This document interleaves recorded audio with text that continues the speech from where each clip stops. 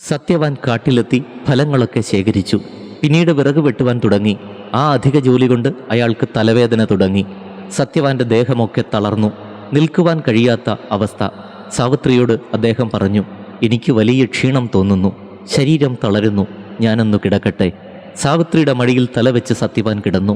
നാരദൻ പറഞ്ഞ സമയം ഇതുതന്നെയെന്ന് സാവിത്രി തിരിച്ചറിയുന്നു. അപ്പോൾ സാവിത്രി ഒരു കാഴ്ച കാണുന്നു. കറുത്ത വസ്ത്രം ധരിച്ച് ചുവന്ന കണ്ണുകളോടുകൂടിയ ഒരു രൂപം മുന്നിൽ നിൽക്കുന്നു. അത് കണ്ട് സാവിത്രി ചോദിച്ചു, അങ്ങ് ആരാണ്? എന്തിനാണ് ഇപ്പോൾ വന്നത്? ആ രൂപം സാവിത്രിയോട് പറഞ്ഞു, നീ പതിവ്രതയാണ്, അതുകൊണ്ട് തന്നെ ഞാൻ നിന്നോട് സംസാരിക്കാം.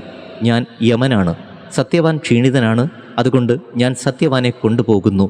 ഇത് കേട്ട് സാവിത്രി യമനോട് ചോദിച്ചു, സാധാരണ മനുഷ്യരെ കൊണ്ടുപോകുവാൻ യമദൂതർ വരും എന്നാണ് ഞാൻ കേട്ടിട്ടുള്ളത്. പക്ഷേ ഇപ്പോൾ അങ്ങ് തന്നെ ഇവിടെ വരാൻ എന്താണ് കാരണം?